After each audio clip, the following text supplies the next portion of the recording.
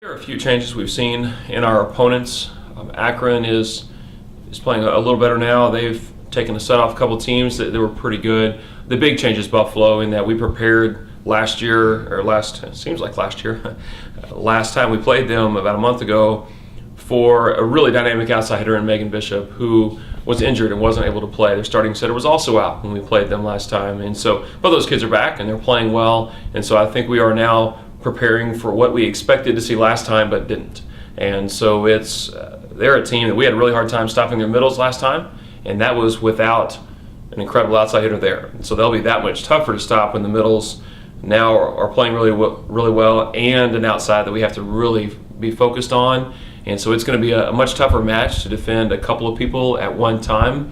And I believe they have one of their middles now has moved to playing a little bit of right side, and so they're just a really athletic team. I mean, I can't think of another team in the MAC that is more athletic, that is more physical, just across all 6 rotations than what Buffalo is. And so we know serving again will be very important, passing will be very important. If it gets into a game that it's just their athletes against our athletes, we're not going to do well. We have to make sure that we're in system more, push them out of system for us to have a chance to get that win. I think just embracing the challenge, knowing that it's going to be harder, and harder is good, making us better, getting pushed, playing tight sets. Those are all good things. I think sometimes we're like, oh no, it's close, and that's a good thing. That's how we get better. You don't get better when you go out and your opponent doesn't score 15 points. I mean, that doesn't really do anything for you. Doesn't do anything for them. That's kind of a bad afternoon.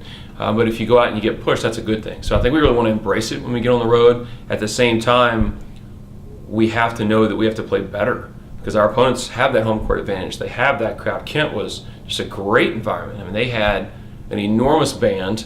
They had a tremendous number of fans there right on the court, very loud, very involved, and that was a good thing. And that helped Kent play well, which then made us get better to win that match. We are, both offensively and defensively. Even though she didn't hit for a really high percentage at Kent, she got a ton of swings. And we need more offense. We need more diversity. We've talked about it all year long.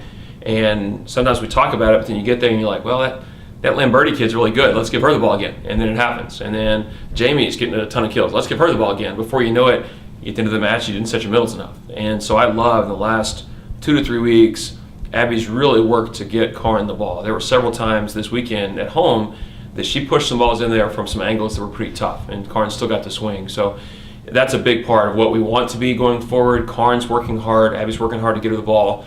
But defensively, she's just, she's been good all year, and she's been even better the last few weeks, and that's something we're going to need from her going forward. She's been a big part of what we do all year, and sometimes when you're a one-footed right side, the best thing you give our team is speed, because that ball comes so much faster, obviously, to a one-footed kid than it does to a two-footed kid.